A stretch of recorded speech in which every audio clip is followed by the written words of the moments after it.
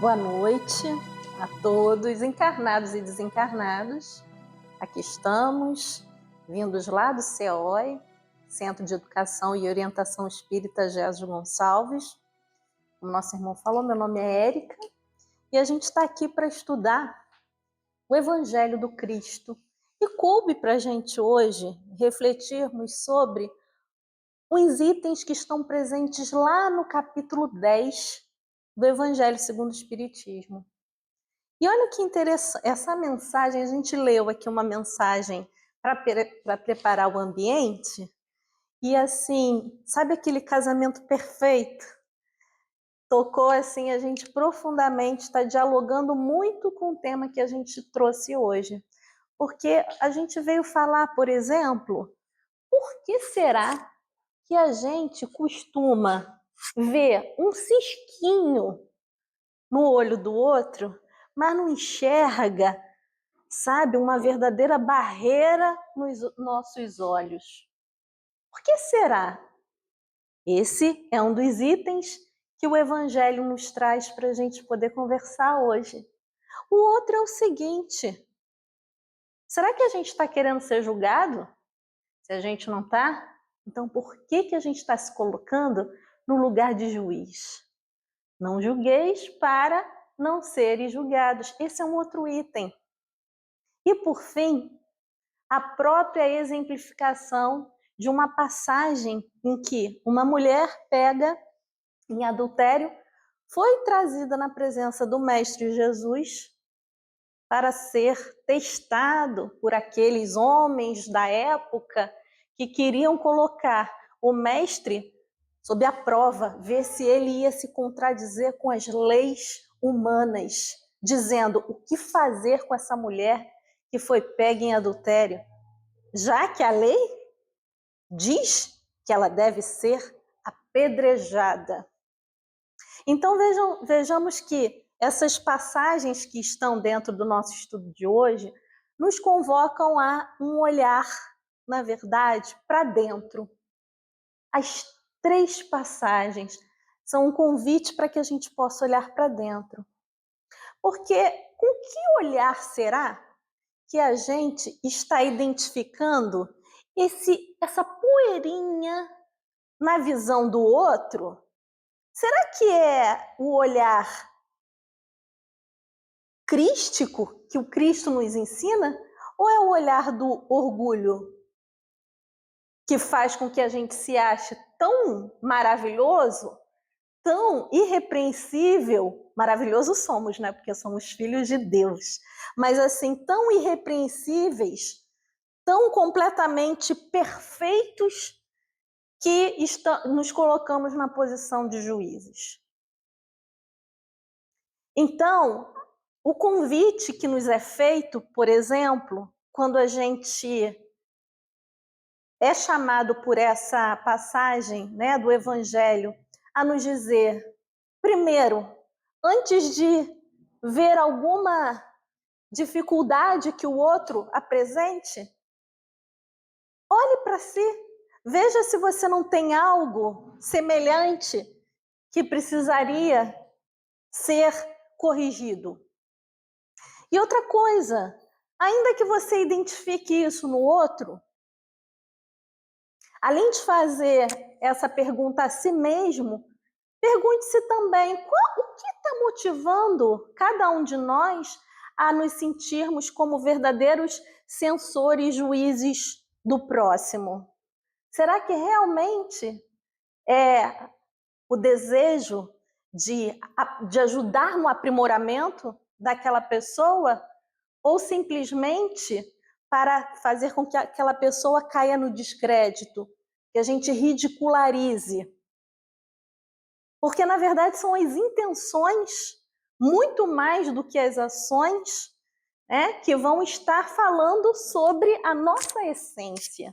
O que nos move quando nós utilizamos essa preciosidade que é, por exemplo, a possibilidade de falar, a possibilidade de se expressar para lançar uma acusação ao outro de uma maneira tão impositiva, de uma maneira tão soberba, como se nós estivéssemos completamente isentos de qualquer tipo de necessidade de correção.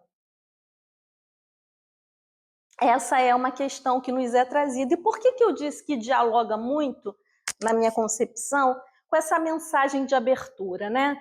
Que a mensagem que foi lida aqui anteriormente traz para nós exemplos bem práticos, como Jesus trazia do nosso cotidiano, da natureza, coisas que nos ajudam a entender. E aí veio o exemplo de uma semente.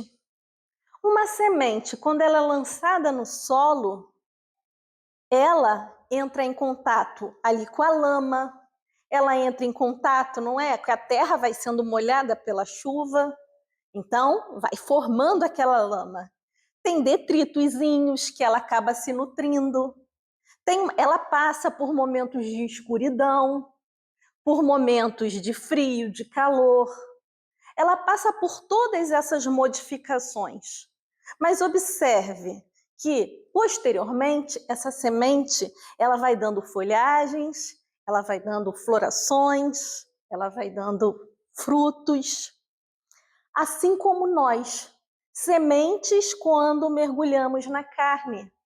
Da mesma maneira que a semente, na natureza, ela não nega a sua essência, ela está ali aberta a todo o processo que ela precisa para amadurecer e alcançar o seu verdadeiro destino, sem negar, sem se distrair com a semente do lado.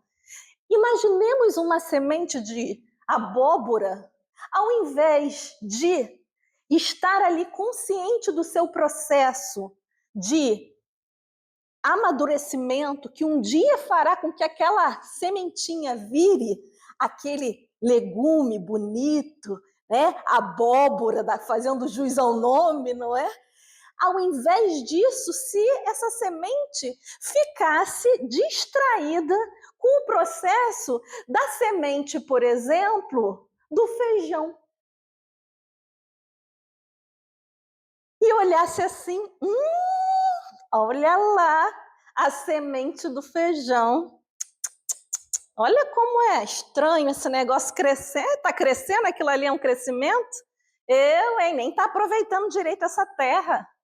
Ou seja, a semente de abóbora iria perder a oportunidade de aprender, de se revestir dos nutrientes necessários naquela experiência ali, porque estava distraído, julgando outro tipo de semente, ao invés de aproveitar a experiência do crescimento onde Deus o colocou, florescer onde Deus colocou, fica na inconsciência, talvez nem se perceba como semente de abóbora, não sabe nem quem é.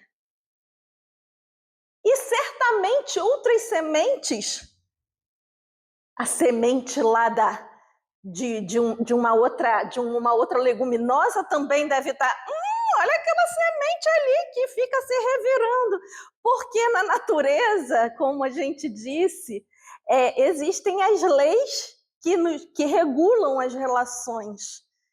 Então, tudo é utilidade. Nós temos, né, a lei do trabalho que nos convida justamente, onde quer que estejamos, sejamos uma semente, sejamos espíritos mergulhados, né, na matéria, nos convida a fazer esse trabalho de aprimoramento. E precisamos estar conscientes do trabalho de burilamento que é feito conosco quando encarnamos um corpo de carne, sem negar a nossa origem, sem menosprezarmos muitas das vezes a necessidade de passar por determinados processos para poder aparar as arestas dos nossos instintos animais trazidos ainda tão preponderantes. Tal como a semente da abóbora, também precisamos absorver nas nossas experiências terrenas a certeza de que a principal experiência que devemos ter é de atentarmos para o nosso processo de crescimento. E atentar para o nosso processo de crescimento tem a ver com o autoconhecimento. Tem a ver com esse chamado para dentro. Observe que quando a planta ela já está crescida, ela já passou pelos intemperismos, ela passou pela noite escura, pela lama, pelo vento, e ela rompeu a terra e se fez esplendorosa, aí sim, ela se dá ao outro. Mas se dá ao outro não para julgar, mas sim para doar, servir. Porque a abóbora, quando ela cumpre o seu verdadeiro papel, a semente da abóbora se torna uma abóbora, se ela segue as leis de Deus, quando que ela vai se voltar ao outro? Vai ser para ficar julgando a semente do feijão? Claro que não, porque senão ela nem teria se tornado uma abóbora, metaforicamente falando. Mas quando ela cumpre todo aquele processo, ela se doa. Por que ela se doa? Ela consegue dar frutos. Aí ela vai servir a um que vai virar um ensopadinho de abóbora. No outro, né, vai virar um doce de abóbora com coco. Ela vai se dar sem esperar nada em troca. Assim somos nós. Quando estamos no nosso processo, passando por essas várias fases, conscientes do nosso estado, ainda muito necessitado de aparar nossas arestas, ao invés de gastarmos o nosso fluido vital, a nossa energia que já veio programadinha para cumprir a nossa missão evolutiva no julgamento ao outro, que não temos nem o respaldo moral, autoridade para fazer isso, se a gente usar isso, direcionando para perceber, nos acolhendo, porque a semente ela é altamente acolhida na terra, observe. Ela está ali envolvida, nos acolher as termos essa consciência, o contrário do orgulho, a humildade, somos pequenas sementes do jardim do Senhor, destinados a florescermos, cada qual para cumprir a sua missão, e que não devemos malbaratar o tempo olhando de uma maneira direcionada pelo orgulho para as imperfeições do outro, no sentido de expô-lo, desacreditá-lo, porque assim estamos ferindo um dos grandes princípios que Jesus veio nos ensinar, que é a caridade, que inclui sermos amorosamente indulgentes. Ou seja, ainda que identificando as imperfeições dos outros, nos colocarmos no lugar deles, porque também nós estamos passando pela escuridão da germinação enquanto sementes no jardim do Senhor. Que nós nos coloquemos nesse lugar e, portanto, de uma maneira empática, nos colocando no lugar do outro, ao invés de proferirmos julgamento, nos centrarmos, não nos autocentrarmos egoisticamente, mas nos centrarmos na nossa necessidade de aprimoramento, de crescimento. E ao fazermos isso, vamos tomar conta da nossa vida. Sabe aquela coisa? Vai tomar conta da sua vida quando alguém está assim? Alguém fica tomando conta da vida dos outros. Mas é bem isso. Às vezes a gente precisa ter esse chamamento, precisamos tomar conta da nossa vida. Em que sentido? Em estarmos atentos ao que precisamos modificar em nós. E ajustarmos esse direcionamento do nosso olhar, ao invés de ser para o outro para julgar, que sejamos em nós para nos aprimorar. E, mais adiante, um pouco mais amadurecidos espiritualmente, possamos aí sim doar de uma maneira muito mais abundante e com qualidade ao próximo. Doar, não julgar. dois verbos completamente diferentes, que vão ser definidos pela nossa visão. No momento que a gente, ao invés de estar olhando o pequeno defeito do outro, através das nossas lentes do orgulho, a gente substitua. Eu ainda não tenho visão, talvez, para exaltar o que o outro tem de bom. Eu ainda preciso me aprimorar, me educar para fazer isso, para conseguir vislumbrar o que ele tem de melhor, o que ela tem de melhor. Mas se eu ainda não tenho, eu vou pedir ajuda, a lente do evangelho, eu vou colocar os meus óculos. E em olhando através da lente do evangelho, de repente eu vou começar a conseguir, de repente não, com certeza, eu vou conseguir, pouco a pouco, a relevar determinadas situações em detrimento de outra. Em perceber, muitas das vezes, qualidades, virtude que o outro já ostenta. E assim, vamos fazendo essa substituição desse olhar viciado, de apenas focar naquilo que muitas das vezes nos incomoda no outro. Porque o próprio Evangelho nos diz, para a gente julgar, seria necessário que pelo menos a gente conseguisse ver o nosso reflexo do lado de fora, como se fosse num espelho.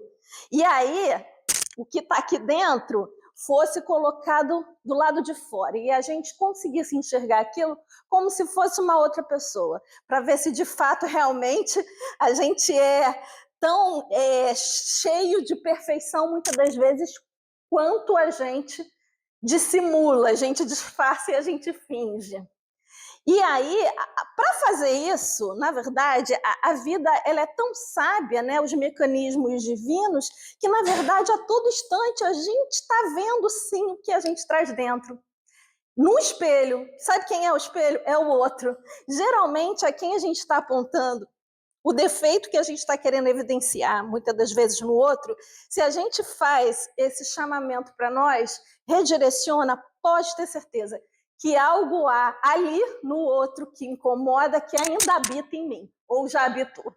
Então, é sempre, quem fala isso muito, né, Joana de Ângeles, né, a nossa querida mentora aí do Divaldo Franco, que fez esse convite ao longo das suas várias obras, né, da série psicológica principalmente, para o autoconhecimento, para o autodescobrimento, né, para o autoencontro. Observem o movimento contrário do que faz aquele que julga o outro. Aquele que julga o outro não está fazendo autoconhecimento. Ele está direcionando o seu olhar orgulhoso, julgador, para fora. O exemplo que eu dei aqui metaforicamente. Ora, a semente de abóbora olhando para o processo da semente de feijão, lá no crescimento dela, vai contribuir em alguma coisa para o desenvolvimento dessa abóbora, gente? Ela vai estar distraída, vai estar passando por situações, às vezes, de dificuldades, mas não vai estar aprendendo nada com aquilo, porque só está olhando o processo do outro. Assim nós, ao passarmos pelas vicissitudes, os intemperismos da vida, do dia, da nossa jornada aqui na Terra, a necessidade, ao invés de ficarmos centrados na atitude do outro para julgar, para menosprezar, para diminuir, sejamos nós a olhar o que aquela experiência na vida está nos convidando a transformar.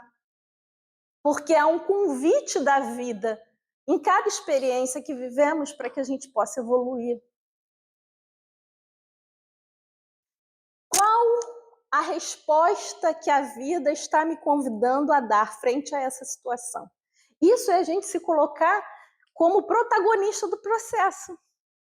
Isso é bom porque nos dá um poder de quê? De usar o nosso livre-arbítrio para escolher como eu vou ressignificar as experiências que eu estou passando. Se Deus é infinitamente misericordioso amoroso, bondoso, justo. Ora, a experiência que eu estou passando está me convidando a pensar sobre o quê? A modificar que tipo de sentimento em mim, a desenvolver que tipo de virtude. Será que é a entrega à vontade do Pai? Será que é a paciência? Será que é a confiança irrestrita? Será que muitas das vezes a gente passa por situações que é só dizer, Deus, eu não sei. Eu não sei o que o Senhor quer me dizer com isso. Eu nem tenho alcance ainda, muitas das vezes, intelectual ou de sentimento para chegar, mas eu estou aqui. Me ajuda a transformar o que eu preciso em mim, ajuda eu a aprender que lição está embutida nessa vivência, nessa experiência desafiadora que eu estou passando. E que eu possa amanhã ou depois também, Senhor, servir de alguma maneira dos seus braços, das suas mãos, para ajudar outros que venham a passar por situações semelhantes. Porque eu, semente trabalhada pela vicissitude na terra, na lama, na luz e no sol, terei muito mais condições, sem julgamento, de acolher aquele que passa por experiências semelhantes a que eu estou passando agora. Entendemos isso? Quando a semente aceita a sua condição, volta para si, sabe que tem coisas a aprimorar, sabe que tem as suas arestas a aparar, mas ainda assim se entrega à vontade do Pai, utiliza todos os seus recursos, todas as suas energias no autoaprimoramento, certo de que há ali um processo muito maior, um processo divino que faz com que a destinação evolutiva daquela semente se cumpra, para que futuramente, já grande, já amadurecida, ela se torne um fruto que vai multiplicar 10, 100, 1000 em benefícios para outros irmãos. Somos nós. Então não percamos tempo com isso. E todos os momentos a gente vai ver no Evangelho esse chamamento para a gente não perder tempo. Vejamos, a outra passagem que está também, né, que nos coube trazer hoje, como eu falei para vocês, que está lá, não julgueis para não ser julgados. E aí vem a passagem da mulher adúltera. Observemos que é uma das passagens que muito se repete, muito se fala em vários estudos, porque provavelmente o adultério ali retratado se refere às transgressões não só relacionados ao homem e mulher, uma relação afetiva dessa natureza, mas todos nós, de alguma forma, adulteramos, burlamos as leis divinas. Então, quando se fala nesse simbolismo da mulher adúltera, é justamente o quanto que, quando nos equivocamos frente às leis divinas, estamos sendo adúlteros. A lei divina não é restrito apenas a essa circunstância, mas foi trazida a essa de maneira simbólica para exemplificar para nós a postura frente ao equívoco do outro e ao nosso próprio equívoco também. Porque a gente centra muito nessa passagem da mulher adúltera no tratamento que é feito em relação à pecadora, que era dessa maneira que era tratada. Mas muitas das vezes a gente perde de vista que ali também há um tratamento em relação àqueles que julgaram a mulher. Então a gente consegue aprender, trazer lições, Jesus nos traz lições de todos os ângulos possíveis numa única passagem. Então relembremos, né? Vinha ela, a mulher, eu imagino, aí a gente põe um pouco de imaginação também, que eu adoro. Já imagina um pouco esse adobo, botar uma cor. É bom, traz para nós, né, isso de uma maneira muito mais presente, muito mais real. A mulher, vocês imaginam a mulher? Eu fico chocada, eu estava assistindo, olha isso, gente. Eu estava assistindo hoje foi hoje, inclusive, um videozinho, uns vídeos curtos, né? Da Maíse Braga, que eu gosto bastante, e ela estava uma palestrante espírita, e ela traz, às vezes, umas pílulazinhas interessantes, pequenas histórias. E ela estava dizendo uma coisa que eu não sabia. A mulher, né, no tempo de Jesus, isso eu sabia, mas não sabia que o negócio era tão feio assim, gente. Uma situação como mulher lá, o negócio era feio. A mulher no tempo de Jesus, né, segundo esse relato que ela trouxe, ela era tão desconsiderada, ela era considerada tão inferior, para vocês terem ideia do contexto que aconteceu essa passagem da mulher adulta, que quando haviam aquelas viagens de caravanas, ia todo mundo, né? Ia lá os soldados, ia os guerreiros, ia os não sei o quê, e às vezes as mulheres iam também junto. Gente, não tinha garrafinha de água igual a gente tem, né? Que compra hoje uma garrafinha assim, né? De água mineral, não tinha não. E eles estavam andando no meio da estrada, avistavam um poço, né? Para poder beber. Aí tinha uma hierarquia para matar a sede, tá? Os primeiros eram os bambam, eram os homens, lógico, claro, cavalheirismo esquece, que a gente de hoje não tem, não. Mas eram o quê? Eram os homens. E os homens mais poderosos, né? Era tipo lá, é o chefão lá, digamos, o chefe lá do exército, ele vai lá primeiro a beber. Depois vem o soldado, homem também, né? Que tá na hierarquia, bebe também. Depois, posso errar a ordem aí, tá? Mas é mais ou menos assim, vinha um cavalo. Eles viajavam, tinha um cavalo, aí tinha o cavalo, tinha um outro bichinho que eu não lembro, aí vinha o cachorro. Tinha cachorro também, o cachorro bebia. Depois vinha a mulher e bebia água. Para vocês terem a noção, eu fiquei muito chocada, porque eu nunca tinha ouvido isso, e ela ilustrou para a gente ter uma ideia de como era, né?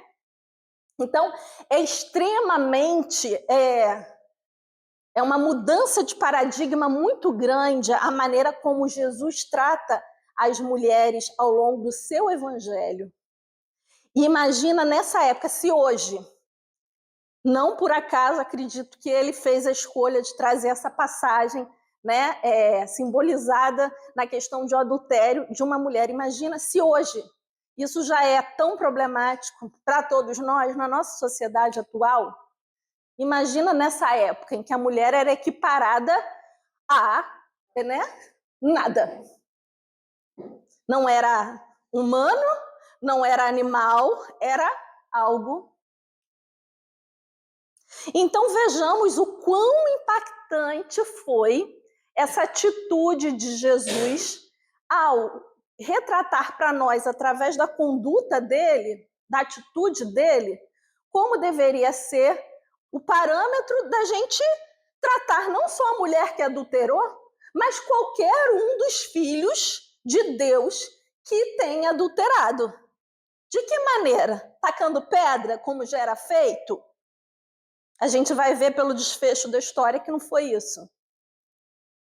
Sendo mais um a apontar o dedo, se juntando àquela massa para levar essa mulher para ser apedrejada? Não. Jesus, frente à situação, vendo essa mulher arrastada, sem nenhum escrúpulo por aquele grupo de homens, e aqueles homens, movidos pela intenção tanto de ridicularizar essa mulher, não promover a mudança do comportamento dela para melhor, não era essa a intenção, era ridicularizá-la. Se a gente chega a esse ponto é porque eu não tenho nada que deponha contra mim, então eu tenho condição de julgar, sim, essa mulher. Era esse o papel desses homens ali. Eles estavam tão olhando para fora, tão olhando para a semente do feijão e não se vendo como uma semente de abóbora, como a gente estava falando, não identificando que também tinha suas próprias dificuldades, seus próprios erros e equívocos, que eles se perdiam projetando na figura daquela mulher suas próprias, na verdade, seus próprios equívocos, disfarçados, dissimulados. Porque quando eles dizem, Senhor, essa mulher foi pega em adultério, diz a lei que tem que apedrejar, ó. Aluno, ó, número 1, aí, aluno de Jesus, que aqui não tem, ó, número 1 tá aqui. Exatamente, tem que apedrejar. Foi isso que foi dito. O que diz o Senhor? E ele achou, foi lá, ficou escrevendo lá até, virou para ele e falou, ó, aquele que tiver sem pecado, atira a primeira pedra. Olha o tratamento que Jesus deu àqueles que estavam querendo ser juízes dessa mulher. Ele não julgou eles. Porque ele poderia julgar. Quem são vós para julgar? E dar uma lição de moral. E pela lei de Deus, e da lei do meu pai, vocês... Não. Ele apenas devolveu o reflexo da atitude que aqueles homens que se sentiam orgulhosamente impecáveis, sem erro nenhum, como se não merecessem indulgência, não necessitassem da indulgência de ninguém, devolve a pergunta para eles. E, na verdade, esse é um convite para que aqueles homens ali olhassem para si. Jesus não estraçalhou moralmente ninguém. Nem a mulher adúltera, nem os homens dissimulados adúlteros também, porque eles também eram. Em outras áreas, naquela área, não sabemos em quais.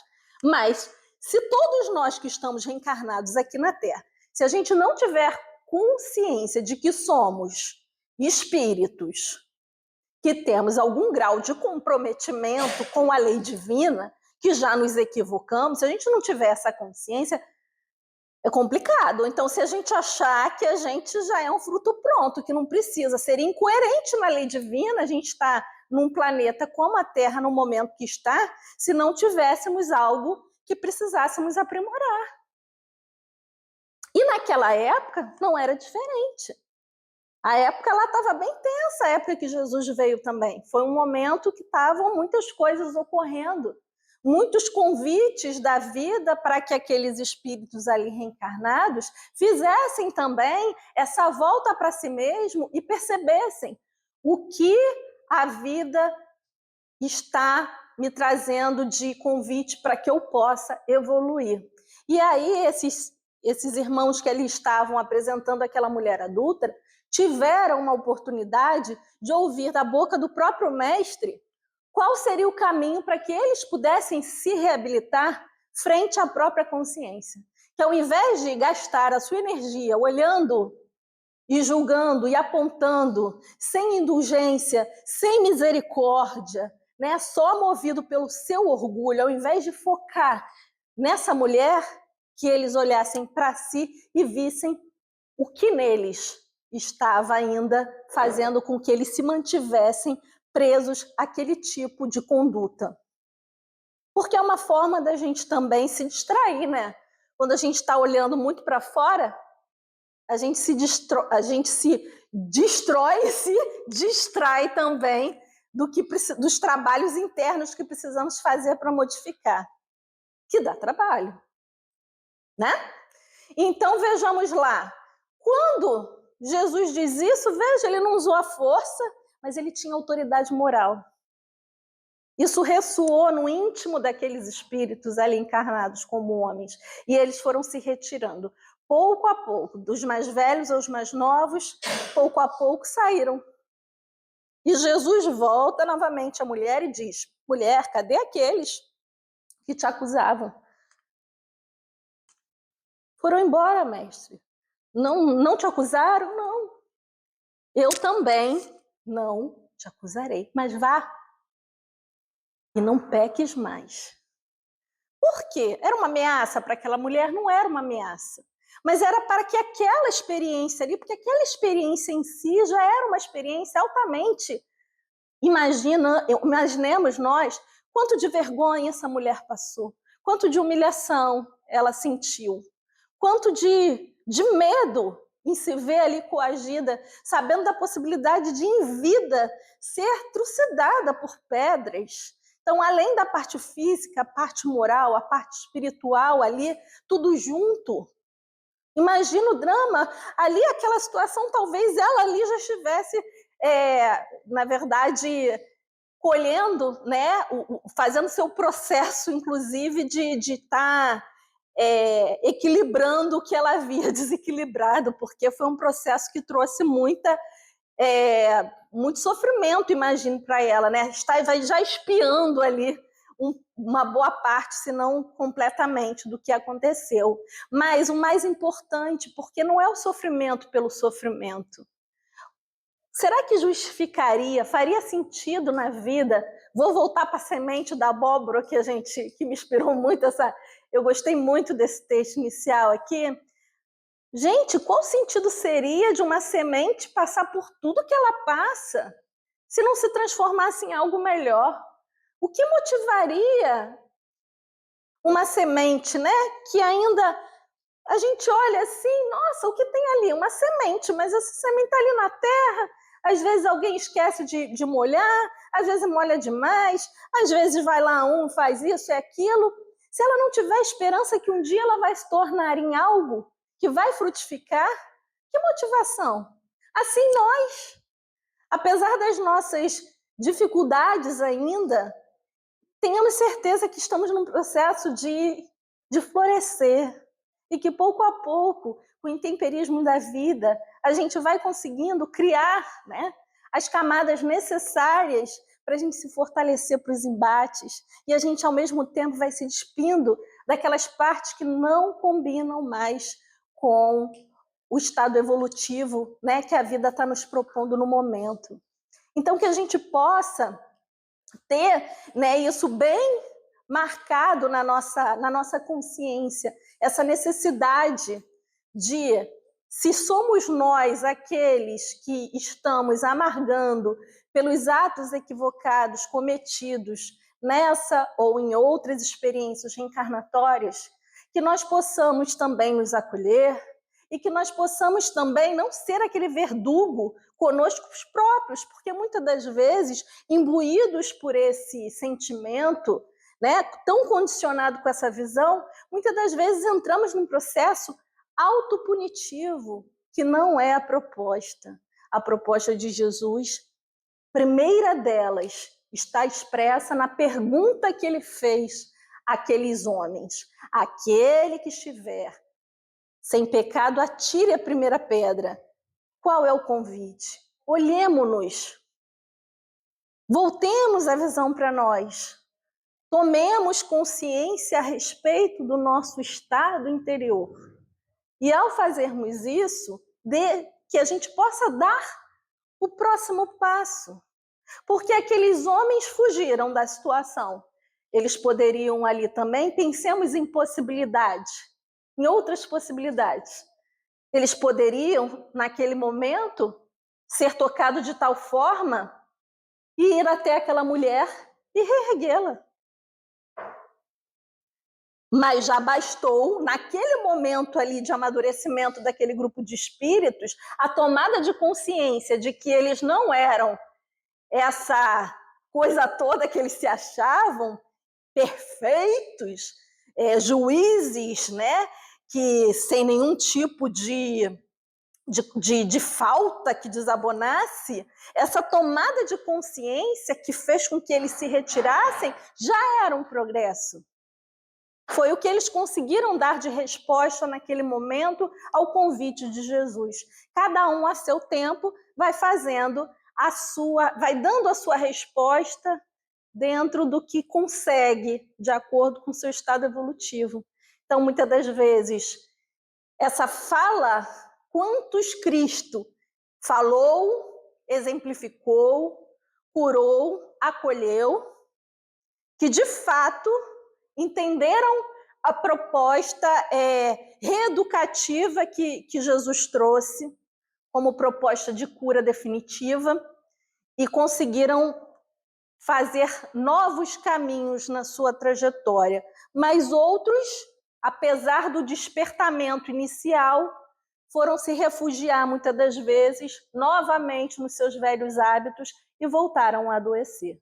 Então, a proposta do Cristo é feita para todos nós de diferentes maneiras. Muitas das vezes é aqui, a gente aqui ouvindo uma palestra, quando a gente fala dessas mensagens, observem de Jesus, observem que vem de várias maneiras. Além da codificação que nós temos dos livros trazidos por Allan Kardec, codificados por Allan Kardec, melhor dizendo, né, trazidos pelos espíritos superiores, além desses livros, tantas outras obras subsidiárias que vêm através de mensagens como essa de abertura que nós acabamos de citar também, fazendo essa comparação com nós, seres encarnados, como sementes, né, mergulhados no corpo físico. São várias linguagens que nos chamam sempre a aprimorar a visão, o olhar espiritual. Substituir a visão do orgulho pela visão proposta pelo Evangelho do Cristo. Então, vejamos aqui uma passagem que eu acho bem interessante nesse finalzinho aqui, da mensagem que comenta, né, a parte do não julgueis para não seres julgados, depois que a gente vê essa passagem da mulher adúltera, que talvez a gente precise frisar bastante na nossa mente. Tornar-se alguém culpado daquilo que condena em outrem é abdicar dessa autoridade, é privar-se do direito de repressão. A consciência íntima demais nega respeito à submissão voluntária àquele que, investido de um poder qualquer, viola as leis e os princípios de cuja aplicação lhe cabe o encargo. Aos olhos de Deus, uma única autoridade legítima existe, a que se apoia no exemplo que dá do bem. É o que igualmente ressalta das palavras de Jesus. Então, vejamos, a autoridade moral encarnada que tivemos aqui, a maior foi Jesus. E ele, frente a situações de julgamento, com toda a moralidade, com todo o reconhecimento espiritual de filho de Deus, evoluído, né? Na categoria de espírito crístico, ele se fez humilde, ele se fez acolhedor, ele de maneira alguma se colocou como aquele que aponta o dedo. Colocou-se sim como um verdadeiro mestre, que é aquele que chama o aluno para participar do seu processo de aprendizagem.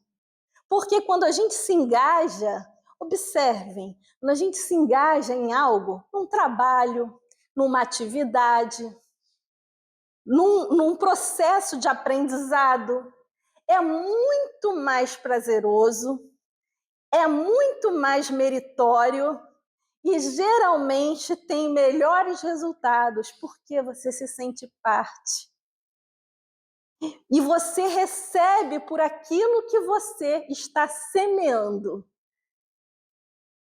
Além de se beneficiar pelo próprio processo de aprimoramento, a gente também acaba se sentindo recompensado, nos sentindo felicitados por sabermos que aquilo foi fruto do nosso trabalho. Somos herdeiros de nós mesmos, somos herdeiros das nossas próprias obras. Não existe improviso em relação àquilo que recebemos no universo. Está em consonância com aquilo que plantamos. Então, se não queremos ser julgados, não julguemos. Se queremos ser acolhidos, acolhemos. Se pudermos, de alguma maneira, ser aquele que estende a mão para um irmão, sejamos. conscientes de que nós também trazemos a necessidade dessa indulgência, a necessidade desse perdão, a necessidade desse acolhimento. E como nós nos sentiríamos se fôssemos nós a mulher caída na estrada por um erro, por um equívoco? Gostaríamos de ser apedrejados? Será que gostaríamos de ser aqueles que apontam o dedo e amanhã ou depois, muitas das vezes até pelo desencarne, nos apercebêssemos como autores, muitas das vezes piores, em outras épocas até do que foi feito por aquela mulher? Tenhamos essa compreensão muito mais dilatada a respeito da vida, que não se restringe apenas a esse fragmento da grande vida. Estamos ligados por elos que ultrapassam a noção de espaço e tempo, quando nos colocamos na perspectiva espiritual que a doutrina espírita nos apresenta. Reencarnacionista que somos, sabedores de que hoje vítimas, ontem vilões, ontem algozes, hoje vítimas, trocamos de papéis ao longo da história, até que vem o ensinamento que interrompe esse ciclo e foi trazido por Jesus. Do amor, do perdão, da caridade, que é indulgência, que é perdão, que é benevolência. Só o amor interrompe esses processos. E que a gente lembre que somos filhos de Deus. E nem aquele que seria o mais perfeito dos perfeitos se colocou como juiz. E quando a gente se coloca nesse papel, é uma forma de estarmos exaltando o orgulho em nós, querendo nos colocar numa condição que não temos e que aquele que teria nos deu o exemplo contrário, de amor, de acolhimento e de humildade. Então, que consigamos ajustar o nosso olhar para dentro, consigamos nos acolher os demais, certos de que somos perfectíveis, de que estamos no processo de alcançar a nossa perfeição relativa e que pelos exemplos do nosso modelo e guia, que é Jesus, a evolução não se dá através de saltos, que é possível muitas das vezes que a gente dê 2 passos para frente e ao mesmo tempo paralisemos durante algum tempo no mesmo lugar, mas que a lei do progresso vai nos empurrar, mas que nós sejamos muito mais maleáveis a sermos impulsionados pelo amor e não provocando dor e colhendo da mesma natureza do que plantamos. Então, que tenhamos essa consciência, que Deus, Jesus, nosso Pai, Jesus e o nosso Pai maior possam estar conosco em todas as circunstâncias de nossa vida, possam nos apaziguar nosso coração, nossa mente, possa levar aos nossos entes amados e queridos a certeza de que todos nós estamos aqui nessa terra para um propósito muito específico e que o acolhimento jamais vai nos faltar.